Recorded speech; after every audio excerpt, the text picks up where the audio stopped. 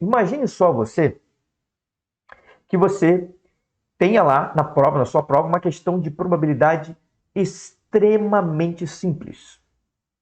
Apesar de ser um conteúdo complexo, considerado um pouco mais complexo, essa questão simples vai fazer com que ela tenha muito ponto envolvido ali. Então, o que eu diria para você? Para você atingir os 847 pontos em matemática, não negligencie nenhum conteúdo. Marlos Menezes por aqui e hoje eu quero falar com você novamente sobre cronograma. E agora a gente está bem próximo do Enem, não é isso? Faltam aproximadamente um mês para o Enem. Eu queria falar com você qual seria a melhor maneira para você se preparar para atingir os 847 pontos em matemática sem precisar se preocupar com a teoria. Como é que você vai fazer isso? Como é que você vai se preparar ou se planejar nesse um mês que falta até a prova do Enem? A questão é o seguinte: primeiro, para que serve um cronograma, né? Um cronograma, ele serve basicamente para te ajudar a se organizar. O que você vai ter que estudar semana a semana. Então é assim, ó, um cronograma, ele basicamente serve para acompanhar o seu desempenho, né, para que você saiba como é que está indo o seu desempenho em relação ao tempo, né, que falta.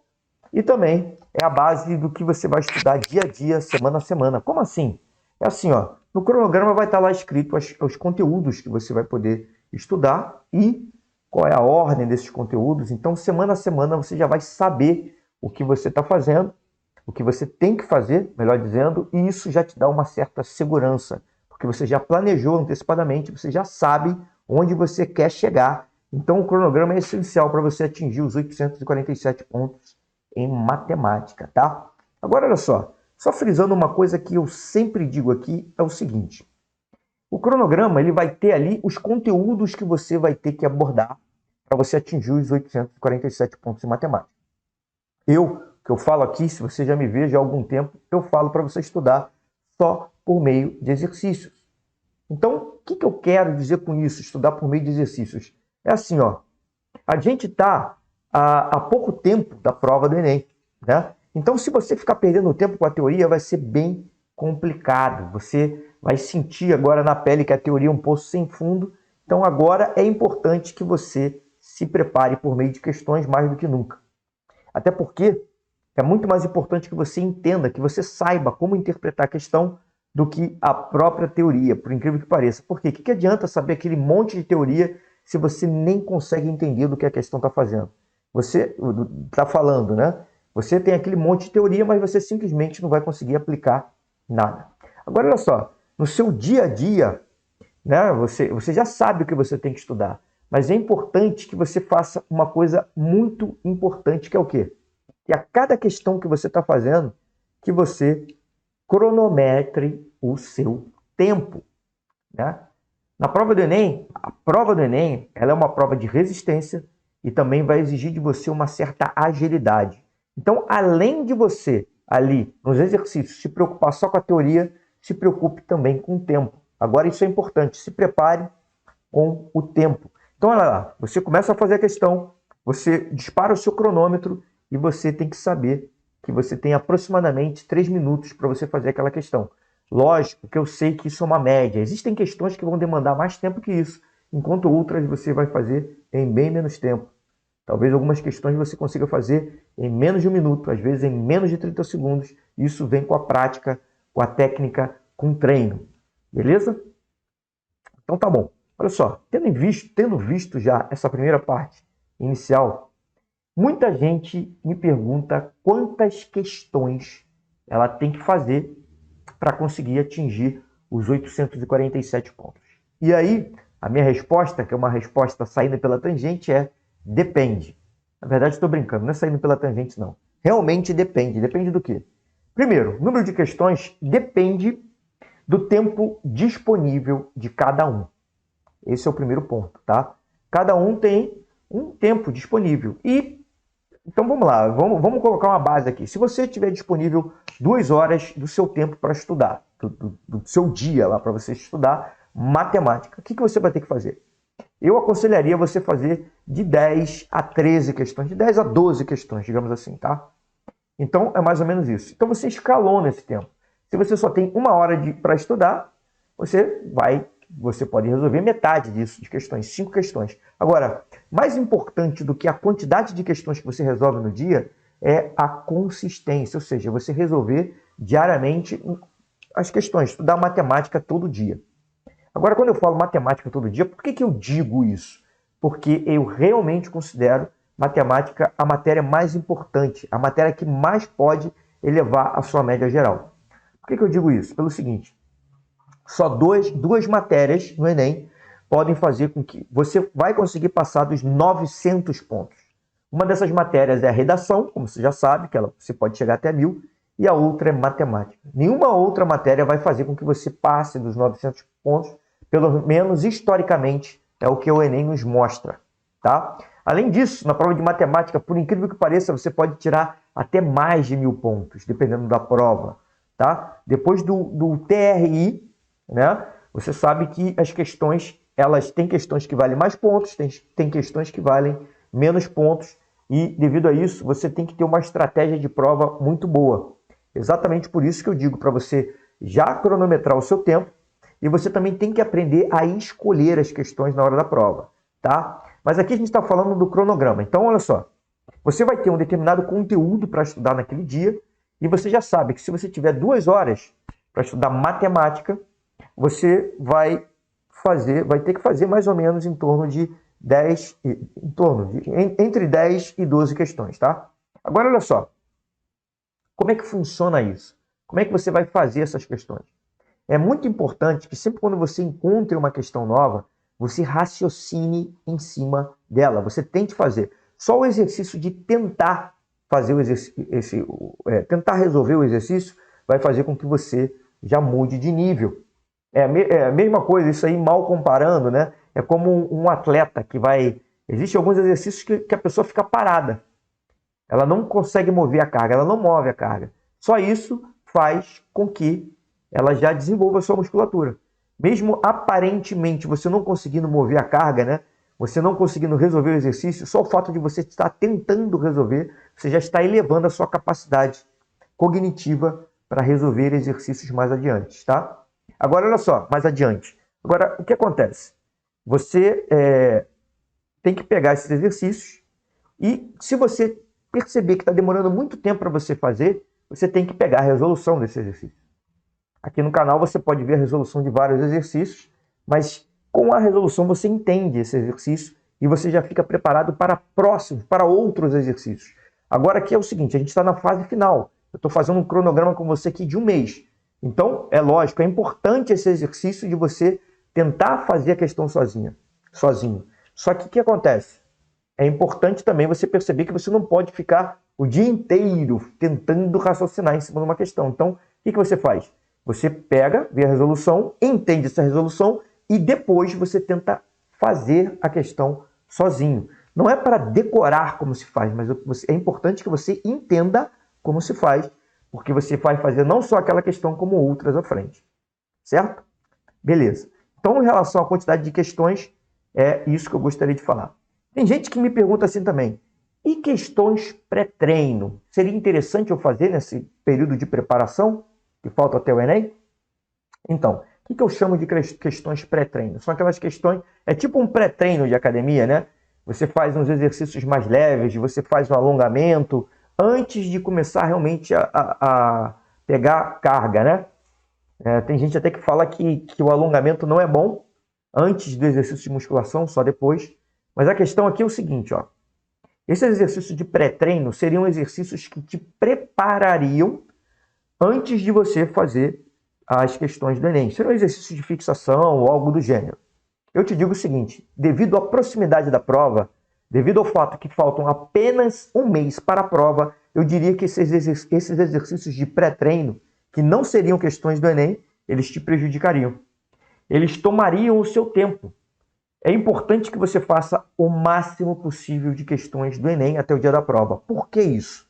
Porque é nas questões do Enem que vão estar o ouro. É fazendo as questões do Enem que você vai estar entendendo como o Enem trabalha, como são os padrões do Enem.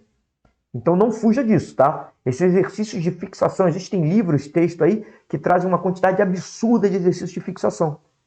E aí você consegue fixar sim, muito bem a teoria. Só que na hora de aplicar você não consegue, por quê? Porque as questões do Enem são questões contextualizadas. Ali você está jogando outro jogo, não é simplesmente você pegar uma teoria e aplicar. Você primeiro tem que interpretar aquela questão. Você primeiro tem que entender o que a questão quer que você faça. É exatamente por isso que eu digo para você trabalhar com questões. Por quê? Porque ao mesmo tempo você vê a teoria e aprende a interpretar. O jogo está em aprender a interpretar. E se você quiser atingir os 847 pontos em matemática no Enem, sem se preocupar com a teoria, é isso que você tem que fazer. Exercícios. Foque o seu estudo em exercícios. Tudo bem? Então essas questões pré-treino, eu aconselharia você fazer questões pré-treino, sim, se a gente tivesse o maior tempo de preparação. Seria interessante fazer alguns, muito pouco exercícios de fixação, e esse exercício de fixação você tem que tomar cuidado, porque não é todo o exercício de fixação que vai fazer com que você atinja os 847 pontos. Você pode pegar exercícios de fixação que já sejam exercícios contextualizados, mas num nível mais baixo do que o Enem. E aí você já vai estar treinando para o Enem, sim. Então, olha só, nesse momento, vamos cortar esse exercício pré-treino e vamos partir já direto para os exercícios do Enem. Esse é um outro ponto que eu queria tratar com você, tá?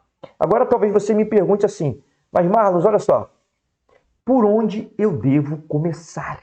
Por onde eu devo começar para fazer essas questões do Enem, né? Para entender o que eu tenho que fazer, o que eu tenho que começar pelo que mais cai, como é que eu faço isso? A questão é o seguinte, olha só. É assim, é lógico que o Enem tem algumas questões que caem mais do que outras. Isso é claro. Só que no cronograma, você não pode simplesmente começar pelas questões que mais caem. Eu já falei várias vezes aqui. Por quê? Simplesmente pelo fato de que essas questões que mais caem, os conteúdos que essas questões que mais caem abordam, são conteúdos que precisam de uma base. Então, primeiro você tem que construir essa base para depois pegar exercícios mais complexos, que têm conteúdos mais complexos, mas que precisam dessa base. O exemplo que eu costumo dar são as questões de matemática financeira. Algumas questões de matemática financeira, quer dizer, todas as questões, ou quase todas, né, a não ser aquelas extremamente teóricas, você vai precisar de porcentagem para você entender. Então, primeiro, antes de atacar a questão de matemática financeira, você tem que atacar a porcentagem. Em algumas outras questões de matemática financeira, um pouco mais complexas, você vai precisar de logaritmo. O logaritmo. Então, olha só, tanto porcentagem como logaritmo, eu posso dizer que são a base para você entender ou para você fazer questões de matemática financeira. Então, olha só, de onde você deve começar? Deixa eu colocar aqui a apresentação aqui para eu te mostrar. Olha aqui, ó. Isso aqui foi uma ordem que eu coloquei aqui, uma ordem básica, para o que você deve fazer, por onde os exercícios que você deve começar. Eu já falei aqui algumas vezes que estudar por exercício não é simplesmente pegar a prova do Enem e sair fazendo a torta direito, não é isso. Você precisa de organização. E o primeiro nível de organização que você tem que ter é começar pelo organizar essas questões por conteúdo. E dentro de cada um desses conteúdos, você pode ver que o primeiro ali é aritmética, né? Dentro de cada um desses conteúdos, as questões têm que ser organizadas da mais fácil até a mais difícil. Onde é que você vai conseguir isso? Uma plataforma que eu aconselho aqui, que é a tecconcursos.com.br. Nessa plataforma ali você vai conseguir selecionar as questões, só as questões do Enem, e além disso você vai conseguir selecionar as questões por conteúdo e também vai conseguir selecionar as questões da mais fácil até a mais difícil, dentro de cada um desses conteúdos, tá? Eu já falei sobre Tecconcursos, inclusive eu já falei como você consegue abordar, como você consegue utilizar essa plataforma, que é online, né? E você pode utilizar gratuitamente para o Enem. Então, é assim que você faz. Então, olha lá, eu coloquei aritmética, razão e proporção, unidade de medida, regra de 3, porcentagem, equações do primeiro e segundo grau, geometria plana, geometria espacial, estatística, probabilidade. Isso aqui é para você continuar, para começar. Aí você pensa assim, mas Marlos, vai dar tempo de estudar isso aí tudo em um mês? Meu amigo, minha amiga, agora é reta final. Você tem que se abraçar. Eu falei 2 horas como um exemplo, mas se você puder estudar mais do que 2 horas, seria interessante. Fazer mais do que 12 questões seria interessante. Eu sempre digo, consistência é mais importante do que a quantidade, né? Porque você pode fazer, sei lá, 45 questões em um dia, mas se no outro dia você não fizer nada, vai ficar complicado. Mas eu realmente sugiro a você que estude matemática todos os dias, até porque as matérias do segundo dia, principalmente matemática, física, química, né? Física e química, na verdade, do segundo dia, elas dependem muito da matemática. Então, você estudando isso daqui vai ser a base para você avançar, tá? Mas aí talvez você me pergunte assim, mas Marlos, olha só, então tá bom, eu vou estudar só o que mais cai, né? E não vou estudar outros conteúdos também, como probabilidade, talvez você pense em deixar de lado, como análise combinatória, talvez você pense em deixar de lado, logaritmo, talvez você pense em deixar de lado. E deixa eu te falar o que acontece. Deixa eu te falar só um detalhe sobre essas escolhas. Imagine só que você tenha lá na sua prova, uma questão de probabilidade extremamente simples. Apesar de ser um conteúdo complexo, considerado um pouco mais complexo, essa questão simples vai fazer com que ela tenha muito ponto envolvido ali. Então, o que eu diria para você? Para você atingir os 847 pontos em matemática, não negligencie nenhum conteúdo. Você não pode negligenciar os conteúdos, certo? Você tem que avançar e ver todos os conteúdos. Isso por meio de questões. Lógico que você vai fazer questões. Separe poucas questões de cada conteúdo, porque se você não sei qual o nível que você vai estar começando agora, mas há um mês, faltando um mês para a prova do Enem, é bom que você aborde todos esses conteúdos e que você veja pelo menos questões fáceis desses conteúdos. Para quê? Para que você não deixe pontos na mesa. Eu vou dar um exemplo aqui, vou dar alguns exemplos, 2 exemplos disso que eu estou falando aqui para você. Olha só, vem aqui comigo, ó. Vamos dar uma olhadinha nessa questão aqui, ó. Deixa eu botar aqui na tela. Ó, vamos dar uma olhadinha nessa questão aqui. Vamos fazer ela bem rapidinho, tá? Que é uma questão simples. Olha aqui, ó. Começando pelo comando da questão, como já é de praxe. Olha o que está dizendo aqui, ó. Disponibilizando aleatoriamente qual a probabilidade... Opa, borrou aqui. A probabilidade de o cliente ficar contente com a cor do veículo. Vamos ler rapidinho isso daqui, ó. Uma locadora possui disponíveis 120 veículos da categoria que um cliente pretende locar. Desses, 20% são da cor branca, 40% são da cor cinza, 16 veículos são da cor vermelha e o restante de outras cores. O cliente não gosta da cor vermelha, ou seja, ele não gosta da cor vermelha e ficaria contente com qualquer outra cor. Mas o sistema de controle disponibiliza os veículos sem levar em conta a escolha da cor pelo cliente. E ele quer, disponibilizando aleatoriamente, qual a probabilidade do cliente ficar contente com a cor do veículo. Olha só, se ele me falou que ele não gosta da cor vermelha e o total é 120 veículos, qual é a probabilidade que ele está calculando, que ele está me propondo aqui, ó?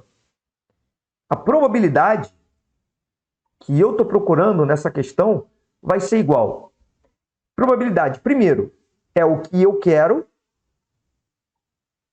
né? O que eu quero observar sobre tudo o que eu quero observar, sobre todas as minhas opções. Então vamos lá aqui, ó, todas as opções. Então vamos lá. Qual vai ser a probabilidade? Como é que eu vou calcular isso? O que eu quero? Eu quero, ele fala que não gosta da cor vermelha. E eu quero que ele fique contente. Não é isso que eu quero? Então se ele não gosta, olha só o que acontece. Já de cara eu posso contar isso aqui, ó. 20% não interessa, esses 40% não interessa, esses veículos de outras cores não interessa. Só me interessa a cor vermelha, que ele não gosta. Então o que eu vou fazer aqui, ó? Essa minha probabilidade, ela vai ser igual a 120 menos os 16 sobre os 120, que são todas as opções que eu tenho. 120 menos 16, isso aqui vai dar quanto? 104. Então, minha resposta é 104 sobre 120, que eu, olhando as opções aqui, eu vejo letra E de elefante. Repare bem, eu nem precisei simplificar isso daqui. Isso aqui é uma questão fácil de probabilidade. E se você deixar essa questão na mesa, assim, sem fazer ela, pular, por ser uma questão de probabilidade, se você não entender nada de probabilidade, o que vai acontecer? Você vai deixar ponto demais na mesa. Aí você erra essa questão, acaba acertando uma questão mais difícil de, sei lá, às vezes até de regra de 3, que pode ser uma questão até mais difícil que essa aqui, e a sua pontuação acaba baixando por causa disso. Certo? Então, não deixe de lado nenhuma matéria. Olha só, olha esse outro exemplo aqui, ó. Talvez você pense assim, ah, tá bom, probabilidade, vou ter que estudar, que aliás está entre um dos conteúdos que mais caem também e tal, mas aí vamos lá. Uma questão, essa questãozinha aqui, ó. Vamos dar uma olhada nessa questãozinha aqui, ó. Olha o que está me dizendo aqui, direto para o comando. A quantidade de frequências diferentes que esse aparelho pode transmitir é determinada por...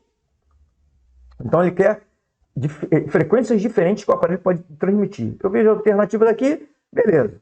Só número inteiro aqui, né? Vamos lá. Uma pessoa comprou um aparelho sem fio para transmitir música a partir do seu computador para a rádio do seu quarto. Esse aparelho possui 4 chaves seletoras, e cada uma pode estar na posição 0 ou 1. Cada escolha das posições dessas chaves corresponde a uma frequência diferente de transmissão. Olha só, isso daqui é uma questão de análise combinatória, mas é uma questão simples. Olha só, quantas chaves ele tem? 4 chaves. Quantas posições ele pode ter na primeira? 2 posições, 0 ou 1. Na segunda, 2 posições. Na terceira, 2 posições. E na quarta, 2 posições. Quanto é isso daqui?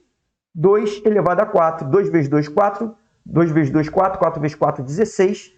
Então isso daqui, ó, multiplicando tudo, isso aqui é igual a 16, letra D de dado. Mais uma questão que você deixaria muito ponto na mesa se você tivesse negligenciado a análise combinatória. Então comece a fazer as questões mais fáceis de cada conteúdo. É assim que eu digo para você fazer. Agora, olha só. Tendo em vista isso daqui, tá? Só dei 2 exemplozinhos aqui, só para dizer para você o seguinte, que você não pode negligenciar nenhum conteúdo. Então, cuidado com as escolhas que você vai fazer. Muito cuidado. Porque você pode estar dizendo assim, vou estudar o que mais cai, vou deixar isso aqui de lado. Não. Estude aqueles conteúdos ali que você considera mais complexos, começando pelas mais fáceis. Tá? Se der tempo, você vai fazendo cada vez conteúdos mais, quer dizer, questões mais difíceis dentro de cada conteúdo. Agora, olha só. Tem outros fatores também. Quais são os 3 fatores que eu consideraria para você levar em tempo de como fazer, como montar um cronograma, tá? Quais 3 fatores seriam esses daqui? Deixa eu botar aqui para você, ó. Esses 3 fatores aqui, ó. O tempo que falta até a prova, no nosso caso aqui, está faltando aproximadamente 1 mês até a prova, né? Um outro fator, o seu nível atual, em que nível você está, e o teu tempo disponível diário, como eu já disse. Certo? Esses são os 3 fatores que você tem que levar em consideração para que você faça, para que você monte o seu cronograma. Agora, olha só, vamos lá. Tempo que falta até a prova, tá tranquilo, a gente já sabe que falta 1 mês. Tranquilo não tá, né? Talvez o seu nível de ansiedade esteja lá em cima, mas a questão é que falta 1 mês e agora não tem para onde correr, falta 1 mês. Agora, olha só, como é que você vai saber qual o nível atual? Como é que você vai saber qual o nível atual que você está? Então agora, presta atenção no que eu vou te dizer. Ó. Existe uma parte da sua preparação que você também não pode negligenciar. Essa parte são os simulados.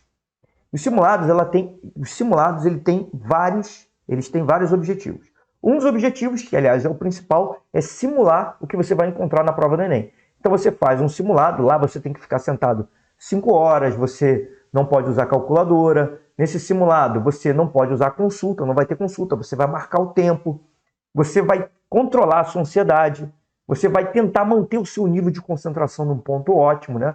Você vai fazer algumas paradas ao longo desse simulado, como você realmente faria na prova do Enem. E além disso, além de te preparar para o dia da prova do Enem, o simulado também, ele te prepara, ele te ajuda fazendo revisões. O simulado também é uma forma de fazer revisão. No simulado vão vir questões aleatórias, você vai treinar também as estratégias de prova, né?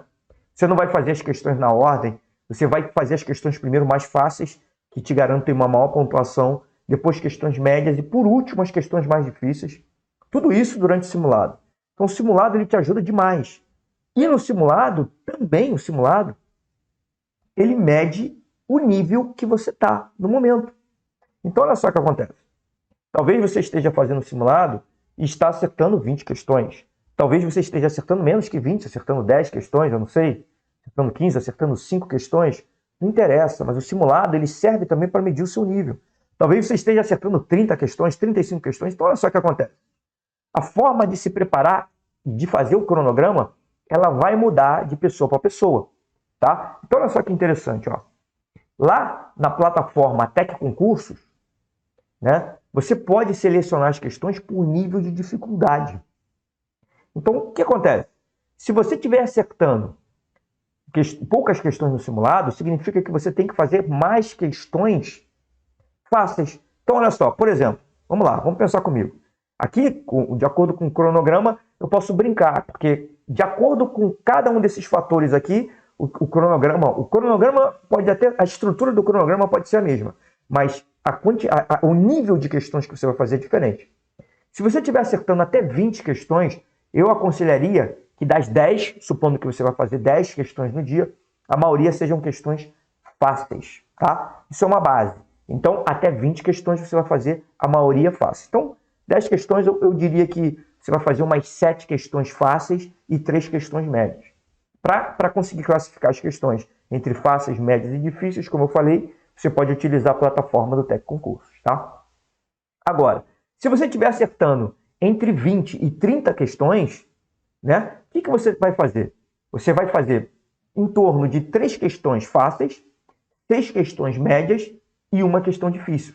Isso considerando que você vai fazer 10 questões por dia, tá bom? Se você vai fazer mais do que 10 questões por dia, você escalona isso. Você usa um exercício para você fazer. Faz uma regrinha de 3 lá, para você conseguir diminuir. Faz uma proporção para você diminuir o número de questões, tá? E se você tiver, se você também for fazer menos do que 10 questões, se for fazer só 5 questões, também faz um escalonamento, tá? Isso não é um número fixo, certinho não. Isso é uma ideia, é só uma base para você começar.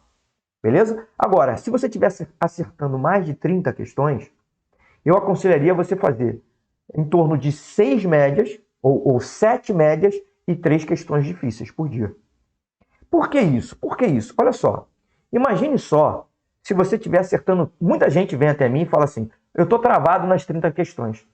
Eu faço simulado e não consigo passar de 30 questões. Por que está acontecendo isso? Por quê? Porque você ainda não aprendeu a organizar os exercícios. Se você está em 30 questões, para você mudar de nível, começar a acertar mais, você tem que passar a fazer questões agora médias e difíceis. Deixa para fazer as questões fáceis nos simulados. Na sua preparação diária, você tem que elevar o nível. Você tem que passar a trabalhar mais, a forçar mais a sua mente, né? Forçar mais o seu poder de resolução de exercícios. Como é que você faz isso? Aumentando o nível das questões que você está fazendo, tá? Então, olha só. É muito importante que você aprenda a trabalhar com isso. Se você estiver acertando mais questões, então aprenda isso. Faça questões em um nível mais avançado. Assim, isso vai fazer com que você destrave. No início, vai ser muito difícil para você, eu te garanto. Porque essas questões com nível mais difícil, você não vai conseguir fazer de primeira. Você vai ficar ali pensando, não vai conseguir uma resolução. E aí, o que você vai ter que fazer? Você vai ter que ver o gabarito, né? E aí, vendo o gabarito, ou vendo como se faz, aí você volta a questão, refaz e vai para outra questão no mesmo nível, uma questão mais difícil. E aí, de questão em questão, você vai cada vez mais aumentando a sua capacidade de interpretar e resolver questões. Certo? É assim que você tem que proceder. Tá? Para você estudar por meio de questões sem se preocupar com a teoria. Beleza? Tranquilo? Até aí? Tá. Então agora, vamos dar uma olhada em como é que seria esse cronograma. Eu vou propor para você um cronograma, lógico que isso é flexível, né? Mas eu vou propor um cronograma agora, faltando aproximadamente um mês até a nossa prova do Enem. Isso é uma notícia boa. Por quê? Porque você tem que pensar assim, falta um mês só para eu atingir meus 847 pontos em matemática, entrar para a minha faculdade, fazer aquilo que eu sempre sonhei e já estou mais perto de poder ajudar o maior número de pessoas possível. Você já está cada vez mais próximo do seu sonho.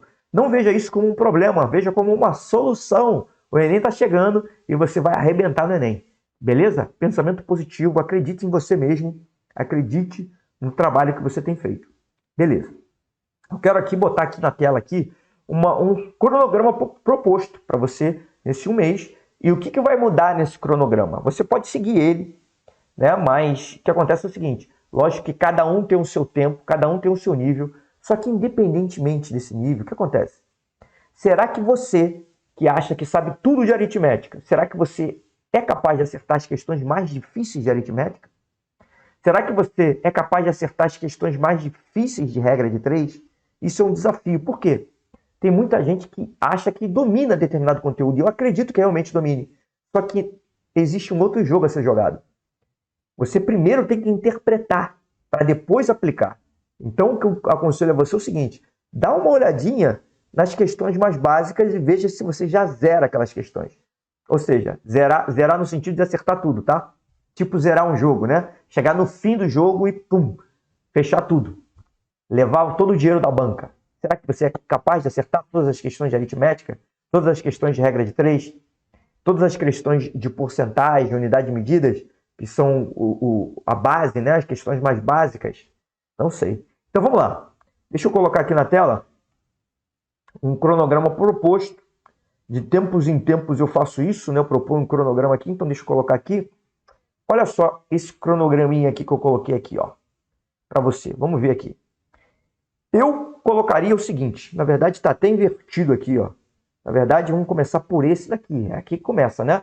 Considerando a preparação começando no dia 1º de novembro. Então, na primeira semana de 1º de novembro a 6 de novembro, isso é de segunda a sábado, tá? Segunda a sábado. Então, você vai estudar ali, ó, aritmética, depois triângulos, congruência e semelhança. Mas que loucura é essa?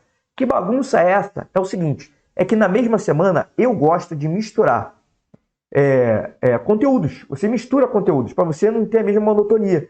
Então, olha só, eu coloquei uma questão de aritmética, uma questão de geometria plana ali, onde o nível de raciocínio é diferente, né? Isso faz com que o seu cérebro pense de uma maneira diferente. Apesar de eu estar estudando por questões e eu estar pegando questões do mesmo conteúdo, eu dou essa bagunçada também para dar aquele arzinho do que você vai encontrar no dia da prova do Enem, né? Que são conteúdos variados e de uma maneira aleatória. E além disso, isso faz com que aumente o poder de concentração sobre cada conteúdo estudado. Você estudando os conteúdos variados, você quebra a monotonia, deixa o seu cérebro mais focado. Então, vamos lá. Aritmética, triângulos, né? Congruência e semelhança, área e perímetro de figuras planas, razão e proporção, circunferência e círculo, isso na primeira semana. Já na segunda semana, vamos lá. Unidade de medida, regra de 3, porcentagem, equações e função do primeiro grau. Certo? Aí você acaba essas 2 primeiras semanas. Vamos lá. Terceira semana, o que você veria? Equação e função do primeiro grau, de novo, que é um conteúdo relativamente extenso. Equação e função do segundo grau, interpretação de gráficos e funções e estatística só médias, porque as questões que têm médias em estatística são muitas funções, são muitas questões, desculpa. Então, dá uma ênfase separada, até que lá no Tec Concurso, por isso que eu coloquei ali, que você pode colocar só médias e você separa ali e começa a fazer essas questões. Depois, questões de estatística de uma maneira geral, que é um tema que cai bastante no Enem, são questões relativamente fáceis, principalmente quando fala de tendência central, né? Questões de média, mediana e moda. Então você faz isso. Probabilidade, logaritmo e análise combinatória. Um mês, 4 semanas, e aí acabaria a sua preparação até o Enem, tá? Então, olha só, aqui você não negligenciaria praticamente nenhum conteúdo, né? Um conteúdo que eu não coloquei aqui seria a função trigonométrica, mas você poderia, em vez de estudar aqui equação e função do primeiro grau, você poderia estudar aqui, nessa semana, você poderia estudar funções trigonométricas, que também é um tema interessante para você estudar, você não pode deixar de estudar nenhum tema, e aí sim, você atingiria os 847 pontos em matemática do Enem, estudando só para os exercícios, tá? Então, olha só, acredita nessa técnica, tá? Porque muita gente, eu já vi muita gente boa, e eu fui uma delas, de estudar a teoria durante muito tempo e quando for pegar os exercícios, não conseguir fazer nada. Nada. Então já está mais do que na hora de você abraçar esses exercícios e começar a estudar por meio deles. Lembrando que por mais que eu tenha esse cronograma, o que você pode variar no nível, dependendo do nível que você esteja na preparação, né? Você pode variar esse seu estudo como? Como que você varia esse estudo? Você vai poder variar principalmente no nível das questões que você vai fazer. Então, se você estiver acertando até 20 questões no seu simulado, faça uma maior parte de questões nível fácil na sua preparação. Se você estiver acertando entre 20 e 30 questões, mais questões nível médio, né? E faz algumas nível fácil e mais questões nível médio. Agora, se você estiver acertando mais de 30, a maior parte das questões é médio e difícil. Você tem que aumentar o número de questões com nível de difícil, aumentar o nível de dificuldade. E, independente do nível que você esteja, cronometre o tempo das questões. Todas as questões sem consulta e sem calculadora, inicialmente você tentando fazer, mas cronometre o tempo de todas elas. Olha só, eu lembrei de um detalhezinho que eu acabei de falar, que é fazer as questões sem calculadora. Parece uma dica boba, mas eu já vi também muita gente que reclama que erra demais nas contas, tem falta de atenção. Por quê? Porque não treina fazer conta. O Enem gosta de muitas contas com vírgula. Muitas vezes você pode simplificar, você pode usar a simplificação, usar técnicas para fazer contas mais rápidas. Mas muitas vezes você não pode. Não dá para fazer isso. Então o que você tem que fazer? Você tem que treinar fazer essas contas. Você treina isso no meio das questões, tá? Você tem que treinar isso ao longo das questões. Não tem jeito, não tem como fazer. Vá treinando que você vai chegar lá. Você vai atingir os 847 pontos em matemática no Enem. Então, pessoal, o recado de hoje foi esse, tá? A questão é o seguinte, os últimos momentos, né? O último mês até a prova do Enem vale mais do que os primeiros na preparação. Então, você ainda tem a faca e o queijo na mão. Você ainda pode dar o seu máximo e conseguir atingir os 847 pontos em matemática no Enem. É por isso que a gente está aqui. Para que você atinja os 847 pontos em matemática no Enem, sem se preocupar com a teoria. Você faz isso estruturando, organizando as suas questões, pegando um cronograma. Esse cronograma também tem que ter uma certa flexibilidade, mas com ele, e fazendo isso, estudando por meio de exercícios, você vai conseguir atingir os 847 pontos em matemática no Enem, sem se preocupar com a teoria. Se você tiver alguma dúvida, você pode entrar em contato, você pode colocar aqui na descrição, nos comentários desse vídeo, qual é a sua dúvida, quais são suas questões. Vai ser um prazer eu poder te ajudar da melhor maneira possível. Então, no mais, um grande abraço a todos e continuem estudando. Vamos lá!